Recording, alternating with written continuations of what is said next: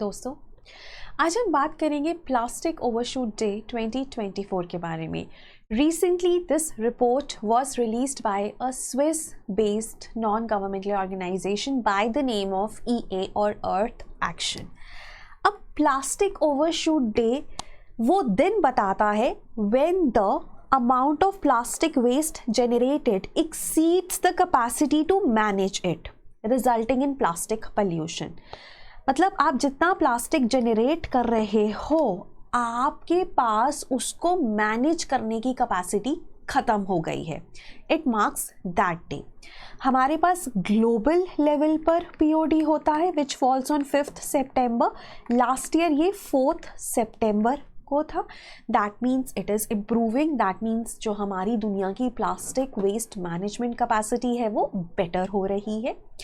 And every country also has its own plastic overshoot day.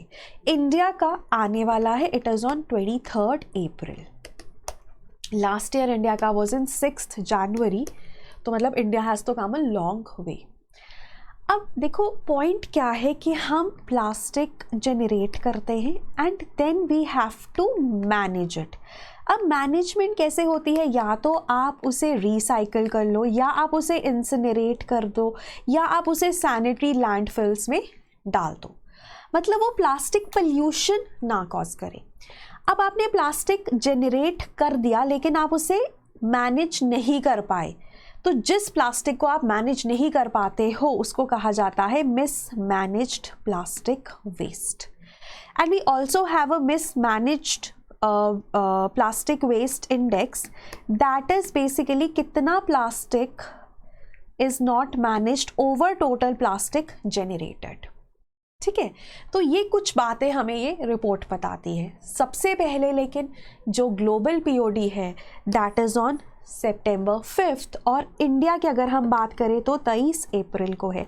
पहला POD Eritrea का आएगा। So Eritrea is the country with highest mismanaged plastic waste, right? So that you have to understand.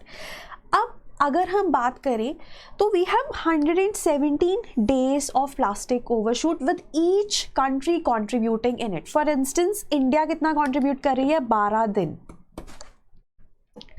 अब अगर हम बात करें, देखो पहले 248 days तो जितना प्लास्टिक ग्लोबली जनरेट होगा उतना मैनेज हो जाएगा।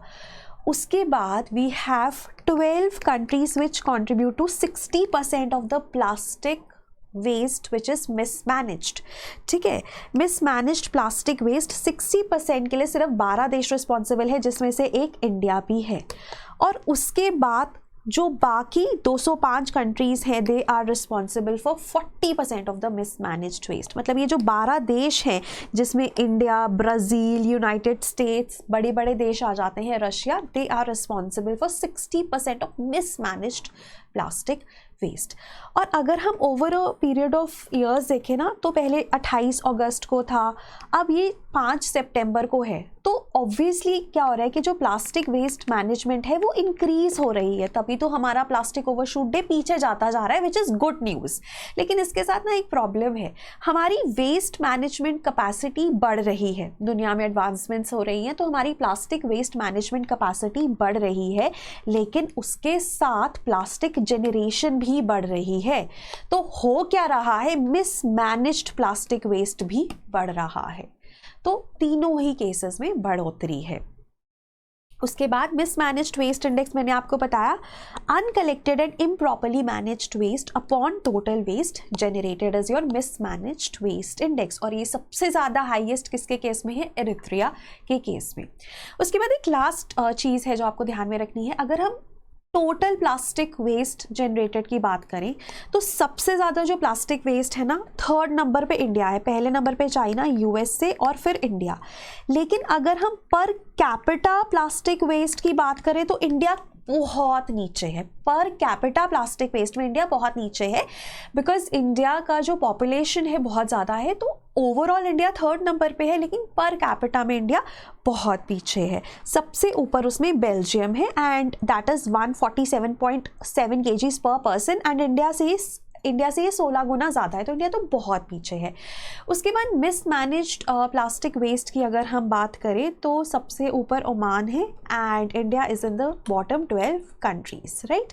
सो इंडिया का जो POD है वो 23 अप्रैल को आ रहा है and India low waste producing polluters. Low waste producing polluters वो होते हैं जो वेस्ट कम प्रोड्यूस कर रहे हैं, जैसे इंडिया में पर कैपिटा वेस्ट कम है लेकिन उनके पास मैनेजमेंट कैपेसिटी नहीं है, प्लास्टिक वेस्ट मैनेजमेंट के लिए टेक नहीं है, स्किल नहीं है, लोग नहीं है, नहीं हो पाता, तो इस वजह से हम पल्यूट भी करते हैं। So we come under low waste producing polluters, right. So this was regarding your POD।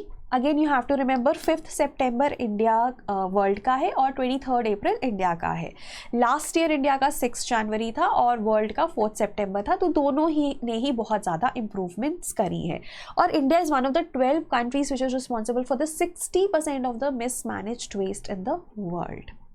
So that was all from my end and also हमारा जो प्रीलिम्स का क्रैश कोर्स है दैट इज़ ऑन 50% ऑफ। और अगर आप revision करना चाहते हो तो हमारा रैपिड रिविजन कोर्स भी है। बहुत सारे टॉपर्स ने, आपने सुना भी हुआ इंटरव्यूज़ में बताया है कि उनके लिए कितना बेनिफिशियल रहा ये rapid revision course, so make the most of it. So that was all from my and, thank you, have a nice